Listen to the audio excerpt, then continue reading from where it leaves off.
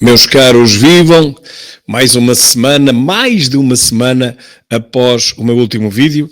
A vida não está fácil e há quem tenha que trabalhar neste país. Bem, sei que são poucos e cada vez menos e para sustentarem cada vez mais. Mas eu sou um dos que tenho o azar de ter que trabalhar e com muito orgulho e muita honra e, portanto, como sabem, esta última semana foi de preparação para as próximas eleições, para, enfim, organizar os processos para as listas das próximas eleições legislativas do dia 18 de maio.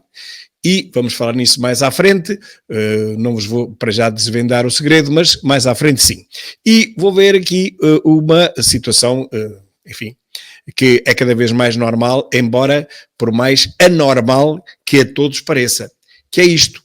Uma fotovoltaica que derruba 40 mil carvalhos em Condeixa. Isto não é fake news, isto é... deixem-me cá pôr. Isto não é fake news, isto é do Notícias de Coimbra. Imaginem vocês uma fotovoltaica que vai derrubar 40 mil carvalhos. E dizem eles que isto é para sustentar o ambiente, para sustentar o planeta, meus caros, só para rir. Esta loucura está imparável, como eu digo. Milhões por todo lado para as energias limpas que ficam ao dobro do preço das energias convencionais. Como é que é possível? Quem será responsabilizado daqui a 20 anos quando a humanidade se der conta, abrir os olhos para este mega atentado ambiental? Eu só vos pergunto isto, como é que é possível que no tempo das centrais térmicas a energia que era fabricada a partir do carvão, a partir da nafta, a partir dos combustíveis fósseis, como eles diziam, ficasse muito mais barata do que esta hoje, que é sustentável, é que não pagamos mão de obra, não pagamos petróleo, não pagamos nafta, não pagamos carvão, água das barragens não se paga, a barragem sim, mas a água que faz mover as turbinas e que produz energia elétrica, a água é uma dádiva e não se paga, o sol também não se paga para as centrais fotovoltaicas, o vento também não se paga, ou seja, a matéria-prima é de borla e a energia está cada vez mais cara. Como é que é possível? E como se isso não fosse suficiente, ainda derrubam 40 mil carvalhos. Isto é o maior atentado ambiental que se possa imaginar.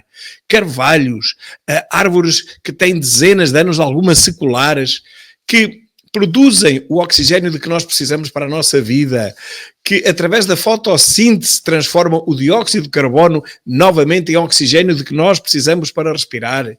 Portanto, são os maiores captores, como eles agora dizem, os captores do dióxido de carbono, se é isso que é o mal do mundo. Então, as árvores fazem isso. Os vidros, as centrais fotovoltaicas, os painéis solares não fazem isso. Não transformam o dióxido de carbono em oxigênio. De que é que vocês acham que nós vamos viver daqui a 50, 60, 70 anos, quando toda esta loucura estiver instituída e houver milhares de hectares, como já hoje se vê, mas daqui a 10, 20, 30 anos, tudo quanto a vista alcançará serão vidros, será uma floresta imensa de vidros, que ainda por cima produzem energia mais cara do que aquela que nós tínhamos antes, quando comprávamos a matéria-prima, e não teremos árvores que nos fabriquem, que reconvertam o dióxido de carbono em oxigênio para nós podermos respirar. Que loucura é esta?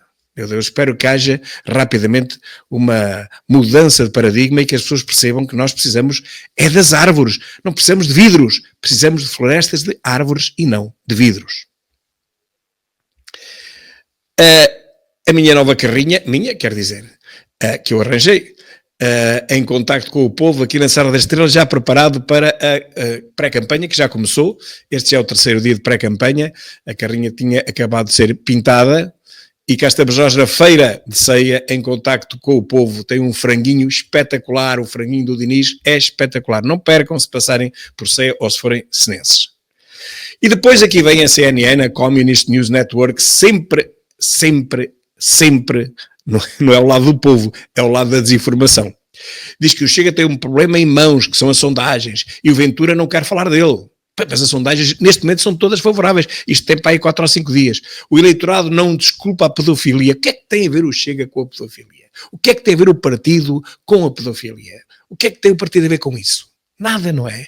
Se há uma pessoa que comete um crime, tem que ser pagar por esse crime, não é? Tem que ser culpabilizado e tem que ser sentenciado. Mas depois a mesma CNN diz, as sondagens mais recentes da CNN Portugal, sondagens com 405 tipos, não é? É uma amostra brutal, diz que o Chega, depois das polémicas e trambolhões, até cresce ao diabo. Isto é que lhes dá realmente esta raiva interior, não é? É contra o Chega, contra o Trump e contra o Musk. Eles têm que acabar com os três, mas olha, uma má notícia que vos quero dar, não vão conseguir acabar com nenhum. Se calhar são vocês que acabam muito rapidamente com a dívida avassaladora que a comunicação social está a somar dia após dia. Mas diz ele, depois das polémicas e trambolhões, até cresce. Afinal de contas, o Chega até cresce. Mas pouco, já mais pouco. Cresce, mas é pouco. E longe, muito longe da votação de 2024. Está desatualizado. Neste momento temos a mesma votação de 2024.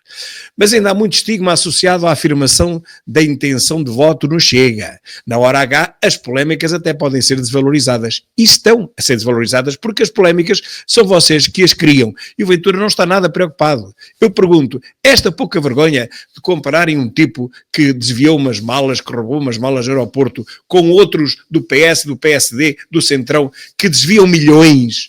Isto pode ser comparado, meia dúzia de malas, com tipos que desviam milhões, que têm negociatas enfim, nas câmaras municipais e nas empresas que trabalham para as câmaras municipais, em que há milhões e milhões que desaparecem sem deixar rastro. Bom, eu acho que não se pode comparar uma coisa com outra, não é?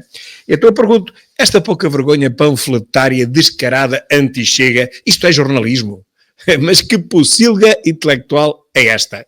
E por falar em pocilga intelectual, meus caros, prestem atenção que vamos ouvir isto, eu vou, enfim, tentar comentar em tempo real. Ora, vamos lá ouvir aqui o Pancrácio das Pevides com as suas sondagens antagónicas e perguntas manipuladas. Vamos ouvi-lo. Então, fizemos uma série de perguntas para perceber quem é que os portugueses consideram que é a força política que mais se destaca em várias áreas. Por exemplo, quisemos saber quem é que tem o líder mais eficaz e mais inspirador, e isso pode ser aqui logo um problema para Pedro Nuno Santos, porque se a AD ganha com 30%, o segundo lugar fica com o Chega, é André Ventura, que é considerado o líder eficaz e inspirador por 15% das pessoas. Muito perto está o PS, 14%, mas mesmo assim em terceiro lugar. Por exemplo, outra pergunta que fizemos. Mas antes, vejam que Ventura, mesmo nestas sondagens manipuladas com 405 consultas conseguidas, quando em Portugal uma sondagem com menos de 3.500 pessoas não pode ser considerada cientificamente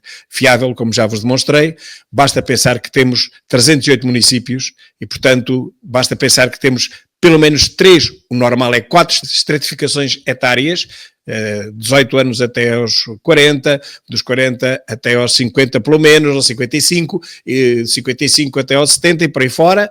Nós temos uma grande população idosa, que é muito importante em termos de sondagens, infelizmente temos mais idosos, muito mais idosos do que jovens, e portanto, para além dessa estratificação, que são 3 ou 4 classes, a multiplicar por 308 concelhos, ainda tínhamos que multiplicar tudo isso por 2 sexos, não é géneros, é sexo.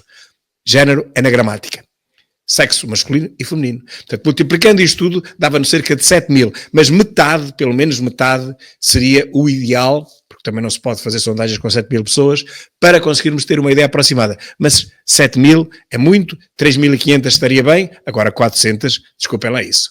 Vejam, falou-se em líderes. Quem é que se destaca? A AD com 30% e depois dizem que o Chega só tem 15%, ou seja, André Ventura. Mas querem ver que ele agora vai, a partir de agora, ele vai confundir sempre o Chega com o próprio presidente, André Ventura. Vai falar nos outros partidos, AD e PS, e quando chega a vez do Chega, ele não diz Chega, diz André Ventura. Eu acho que ninguém deu conta disto, mas eu dei. Querem ver?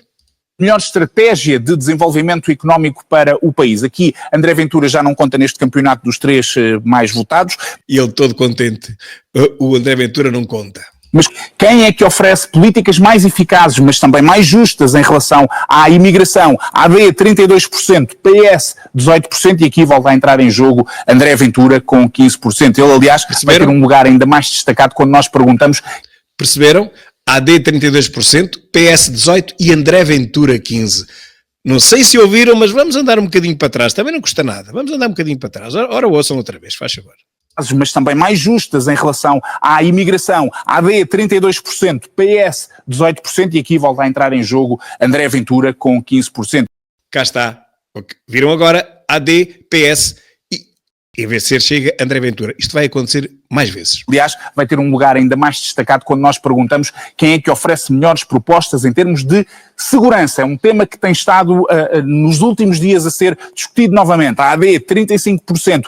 André Ventura, o Chega, 17%. Aqui ainda disse André Ventura e depois ainda foi buscar o Chega, mas é a única vez em que ele diz isto. E só depois o PS com 16%, embora aqui muito próximo.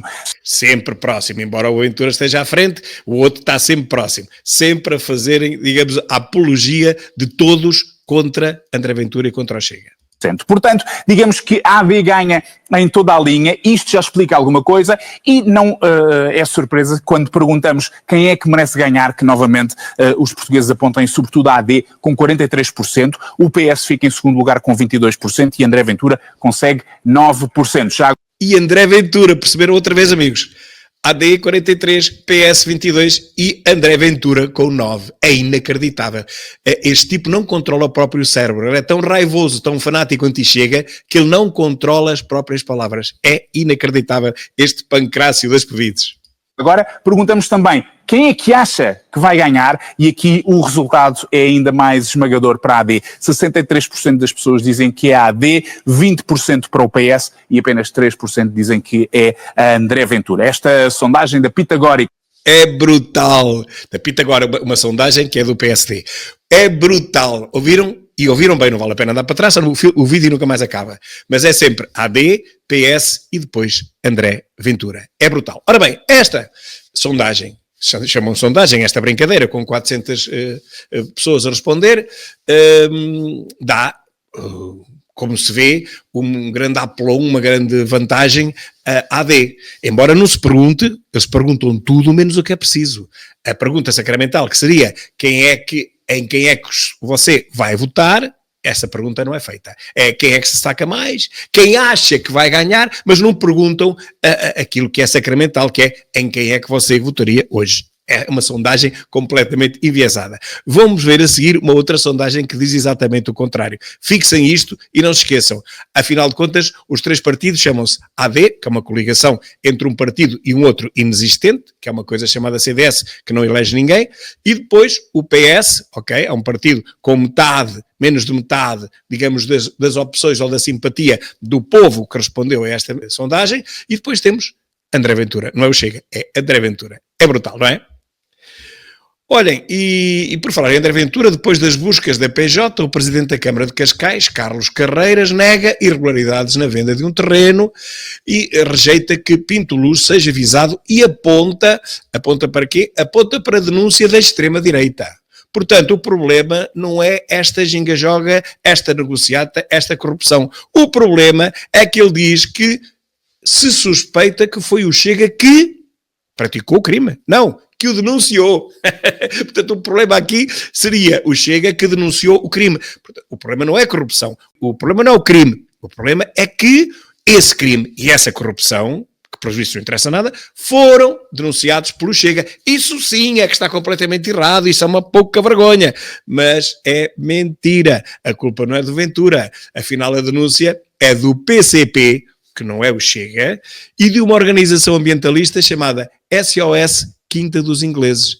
Ora, aí está quem é que denunciou que não foi o Chega. Mas pronto, não faz mal. A culpa é do Ventura na mesma. É brutal. Olha que este amigo, candidato a deputado do PS em Lisboa, arguído no processo de Santa Casa. Olha, não é do Chega este. Fico muito admirado. Como é que este tipo não é do Chega? Pois é. O que é isto comparado com as malas do outro? Claro, a culpa é sempre do Ventura. O pior crime é as malas do outro. Isso é o pior crime que pode haver em Portugal. Os milhões que são roubados todos os dias. Isso não interessa nada. Isso são peanuts. Ou pinners, como diria o outro treinador de futebol. Chega vai propor uma amnistia para polícias condenados por crimes de serviço. Isto é muito importante. Nenhum polícia quer matar ninguém. Nenhum polícia quer ferir ninguém. No meio daquela confusão toda, daquelas agressões, como aconteceu com o outro, pode haver um disparo, pode haver um acidente, então, mas se assim fazemos, qualquer dia não temos polícias nenhuns. O polícia tem que ser protegido, a não ser que ele próprio se provasse que ele próprio queria matar alguém, o que não acontece em parte nenhuma. Eu vi cartazes a chamar a polícia racista, na última manifestação que nós tivemos em Lisboa, numa vigília, vi cartazes, eles colocam-nos num caixote de lixo, a dizer polícia, abaixo o racismo, abaixo o fascismo, abaixo 30 por uma linha. Eles chamam aos polícias e à polícia de racistas e de fascistas e de xenófobos, e ninguém os prende, não é? Pois bem, nós vamos propor uma amnistia para polícias condenados por crimes em serviço. Condenados por crimes que eles não quiseram cometer, que foram acidentes. O Capitão Iglo a ler e a fazer papelinhos e a sondagens maradas. Vamos então dar aqui um bocadinho para trás, meus caros, para vermos aqui o Capitão Iglo, que eu adoro, e vermos o que é que ele diz a ler o papelinho. Acusado de já estar em campanha, sem assumir oficialmente a candidatura a Belém, Gouveia Melo defende-se. A resposta vem escrita num papelinho, para não falhar. O facto de não ter assumido a minha candidatura não me retira, por outro lado, o direito de intervir publicamente ou responder a convites pontuais e expressar o que penso sobre determinados assuntos. E tem que ler para dizer isto. Uma coisinha destas, que devia estar na sua cabeça, é tão fácil. Não, teve que ler. Marques Mendes tem sido o candidato presidencial que mais críticas tem feito. É a opinião dele, democraticamente tem direito a essas opiniões, eu democraticamente também tenho direito às minhas e é em função das minhas que determino quais são as ações que devo ter. Ações essas que ninguém sabe quais são, porque ele ainda não disse que ia ser candidato. Não é? Toda a gente sabe que vai ser, mas ele não o diz. O que é importante neste momento é que o público, em geral, esteja concentrado nas propostas mais imediatas que vão definir a governação. No entanto, não significa que não tenha opinião, e se os portugueses querem ouvir a minha opinião sobre um determinado assunto, ou sou convidado a exprimir a minha opinião, não me sinto obrigado a ficar calado. Espera lá, a opinião dele, porquê é que é preciso? Porquê é que é necessária a opinião dele? Ele é candidato à presidência da República? Não, até agora não é. Então porquê é que nós temos que ouvir a opinião dele? Há 10 milhões de pessoas, de portugueses com opinião, eu tenho que ouvir a opinião deste reformado da Marinha, porquê? Se ele não é ninguém notável, nem Comenteco não é contratado por ninguém, por nenhuma dessas televisões da extrema-esquerda, ninguém o contacta, ninguém o contrata, ninguém lhe dá dinheiro, chamam-no para ele falar sobre quê? E depois ainda por cima ele não fala nada, e o pouco fala é ler o papelinho. Oh, diabo! De entrevista em entrevista, de conferência em conferência, Gouveia Melo vai fazendo caminho. Até agora conhecido como militar, responsável pela vacinação no período da pandemia. É o vacinador. Ele vai ser candidato à presidência da República porque ele conseguiu vacinar o povo todo, certo? Mas não foi por isso que morreram menos em Portugal do que nos outros países em que se vacinou muito menos. O ex-chefe de Estado-Maior da Armada vai gerindo o tempo para mostrar ao país que pode fazer mais. Alto, vamos lá agora continuar aqui com esta reportagem.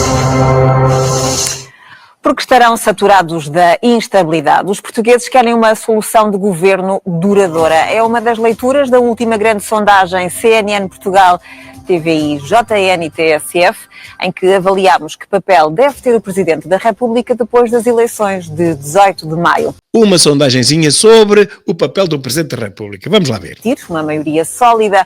Os portugueses defendem que, em vez de dar diretamente posse, o Presidente deve forçar uma negociação entre os partidos, opção que agrada a 71%.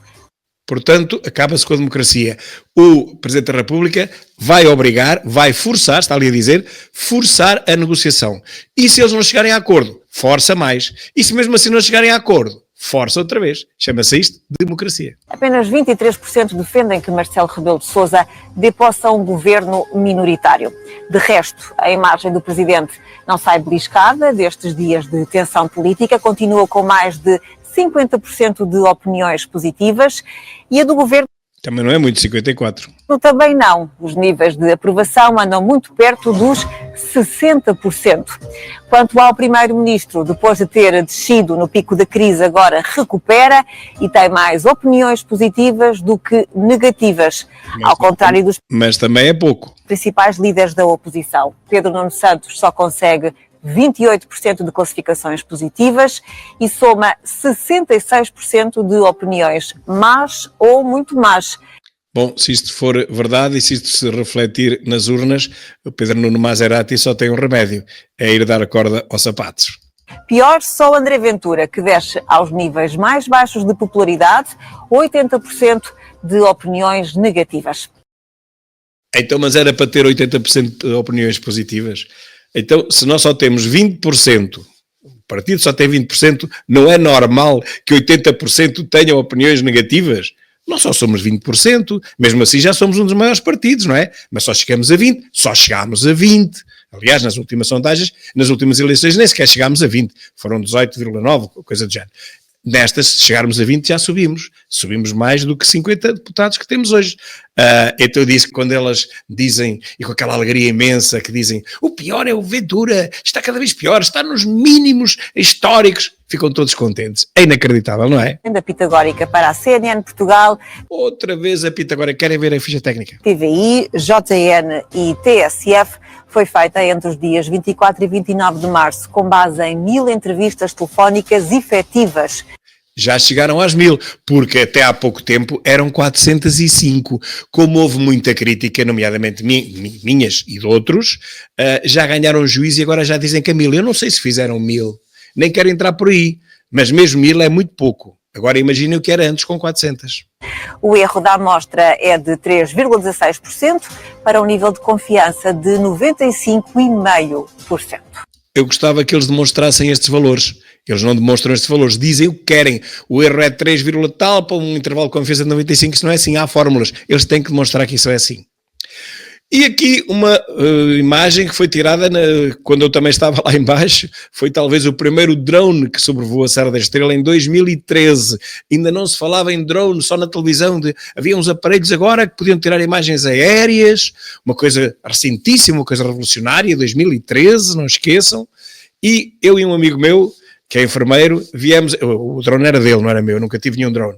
Viemos aqui à Serra da Estrela, fomos ao Sabugueiro e tirámos umas imagens. Esta até tirou sozinho, no Sabugueiro é que tirámos os dois.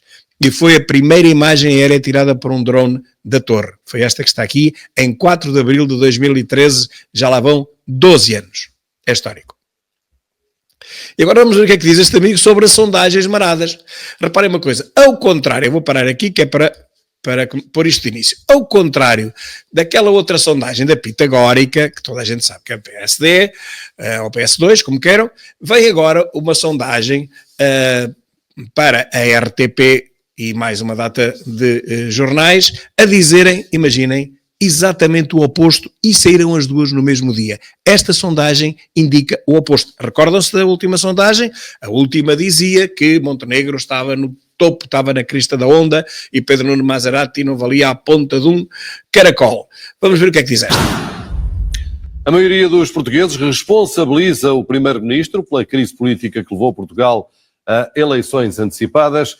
Na sondagem da Universidade Católica para a RTP, Antena 1 e Jornal Público, 51% dos inquiridos consideram que os principais responsáveis pela crise são Luís Montenegro e a AD. Mais de metade defende que teria sido melhor para o país o governo não ter apresentado uma moção de confiança. A percentagem dos que responsabilizam o líder do PS é menor, 20%. A queda do governo aconteceu na sequência do caso que envolve a empresa da família de Luís Montenegro. Nesta altura, 69% dos inquiridos consideram que o primeiro-ministro ainda não esclareceu tudo o que era necessário explicar. Meus caros, não esclareceu tudo. Reparem bem, esta sondagem diz o oposto àquilo que disse a anterior. A anterior punha Montenegro nos píncaros e esta arrasa Montenegro. Serão as duas no mesmo dia. A crise política foi inesperada e da esquerda à direita todos dizem que não queriam eleições. Vai com certeza ser tema de campanha. Afinal, de quem é a culpa? Metade dos inquiridos aponta Luís Montenegro como o responsável pela crise. Apenas 20% dizem que é Pedro Nuno Santos. E 5% acham que é André Ventura. Oi, André Ventura não tem culpa nenhuma do que aconteceu.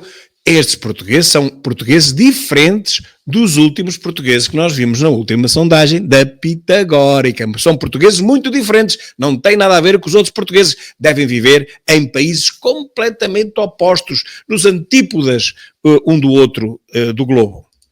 O longo debate da moção de confiança foi um passa-culpas entre governo e oposição e parece que os argumentos de Luís Montenegro não convenceram. Mais de metade, 57% dos inquiridos, dizem que o governo não devia ter apresentado uma moção de confiança. Pelo contrário, 37% acham que fez bem. As opiniões sobre a posição do PS dividem-se. Espera aí. Para já, o governo fez mal, segundo estes portugueses, estes outros portugueses desta outra sondagem, o governo fez mal na apresentação da moção de confiança. Portanto, uma maioria clara, 57%, e o governo fez bem só de 37%, portanto, cerca de um terço, pouco mais do que um terço. Esta sondagem contradiz totalmente a sondagem anterior da Pitagórica. 37% acham que os socialistas fizeram bem em chumbar a moção de confiança. 46% dizem que fez mal. Estes portugueses são, sem dúvida, socialistas. São os portugueses socialistas de um país que se deve chamar Portugal Socialista, ou uma coisa do género, ou Socialistugal, qualquer coisa, porque lá está. PS fez bem 47%, PS fez mal 46%. Estão a ver a diferença disto? É 1%. Não há diferença nenhuma, isto cai dentro da margem de erro de qualquer sondagem, por melhor que ela estivesse feita, que não é o caso nem da anterior, nem desta. Portanto, dizer que PS fez bem, PS fez mal, e dizer que ganharam uns e perderam outros, é completamente absurdo, porque 47 ou 46 numa sondagem destas é a mesma coisa. Quem vota contra... Depois desta votação, as eleições que ninguém desejava tornaram-se inevitáveis, e põe-se a questão: qual o partido que mais queria ir a eleições? A maioria acha que foi o PS, 39%. 24% dizem que foi a AD e 23% o Chega. O Presidente da República é ilibado na responsabilidade pela crise. Apenas 4% referem Marcelo Rebelo de Sousa. Mas as opiniões dividem-se quanto à decisão que tomou. 46% defendem que Luís Montenegro deveria ter apresentado a demissão para ser nomeado outro primeiro-ministro social-democrata. 45% alinham com o presidente e dizem que a convocação de eleições foi a melhor solução. Vejam que, mais uma vez, a diferença é de 1%, ou seja, estas sondagens valem bolinha de Berlim, neste caso de Lisboa. Isto é zero, 46, 45, 46, 47, isto é zero, não se pode tirar nenhum tipo de conclusões do que aqui está. Aliás, estas sondagens parecem muito mais estapafúrdias do que as anteriores. Há mais de um mês que a empresa da família do primeiro-ministro é notícia. A esmagadora maioria dos inquiridos acompanhou com interesse ou muito interesse o caso Spinum Viva. 69% acham que Luís Montenegro não esclareceu tudo o que era necessário. Apenas 25% têm uma posição contrária. Portanto, como veem, quase 70% acham que Montenegro não esclareceu. Mas na sondagem anterior, quase 60 e tal por cento, quase 70% diziam que sim, Montenegro é que deve ser aquele que vai ser primeiro-ministro. Inacreditável. Sobre a permanência da empresa na esfera familiar enquanto exercia funções governativas, 60% acham que o primeiro-ministro fez mal. 32% dizem que fez bem. Ou seja, o dobro, os que acham que fez mal foram o dobro daqueles que acham que fez bem. Esta sondagem foi realizada pela Universidade Católica para a RTP, Antena 1 e Jornal Público entre os dias 17 e 26 de março deste ano. Foram obtidos 1.206 inquéritos válidos. 1.206, já está um bocadinho melhor que a anterior. A margem de erro é de 2,8%. Porquê? Porquê que a margem de erro é 2,8%? Alguém explica? Com um nível de confiança de 95%. Porquê 95%? Onde está isto demonstrado? Ninguém pergunta nada destas coisas, não é? É uma desgraça. Olha, a prova dos factos da RTP1 mostrou ontem as confusões todas que envolvem a casa, o casarão, de Luís Montenegro em Espinho, não é? É uma investigação que já tem 2 ou 3 anos, já vem em 2023, salvo erro. Portanto, a casa, as obras da autarquia de Espinho, parceiros e ligações à ABB, que é a empresa de betões. Luís Montenegro continua debaixo de polémica, porque se descobriu que esta empresa de betões, que foi beneficiada por um parceiro do Luís Montenegro, e ela foi buscar uns bons milhões depois disso, desse parceiro, depois foi fazer a casa de Montenegro. Embora ele agora esteja a dizer que não, que isso foi feito antes. Temos que apurar melhor. Como diz o nosso presidente, temos que apurar melhor. Olha, e se quiserem ver, esta também é gira. Vamos pôr isto aqui um bocadinho atrás.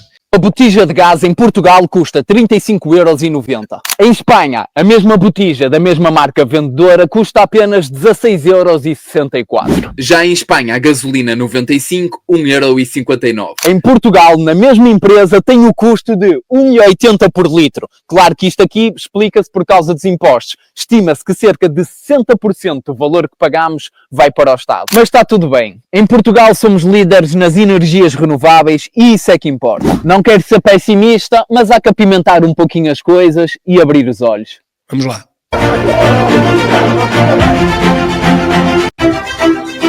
Pronto, mas isto foi na Futuralia, em que o nosso presidente esteve rodeado de jovens, uma coisa brutal, justamente na Futuralia.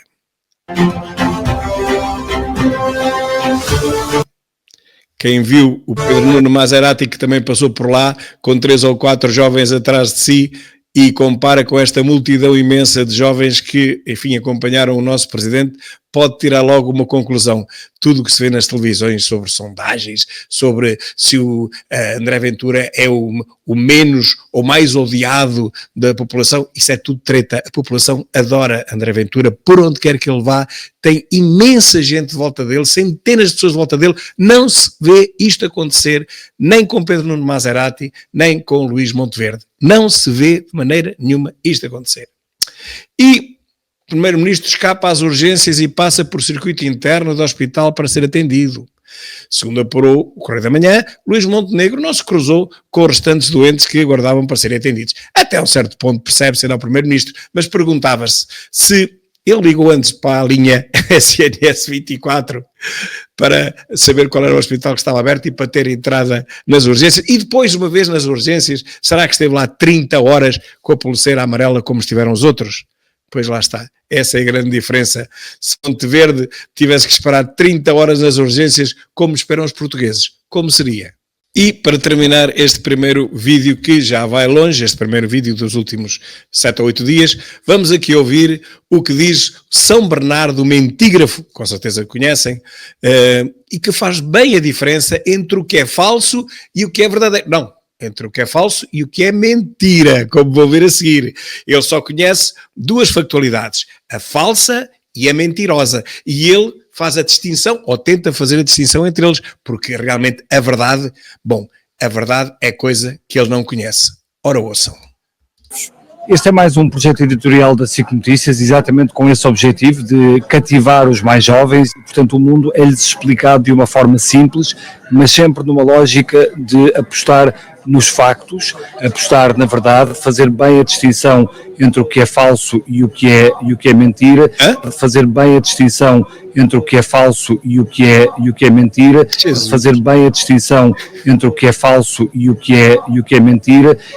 Ainda hoje farei ainda outros vídeos, vamos ficar por aqui, porque realmente esta merece ser vista novamente. Falso e o que é mentira, fazer bem a distinção entre o que é falso e o que é mentira.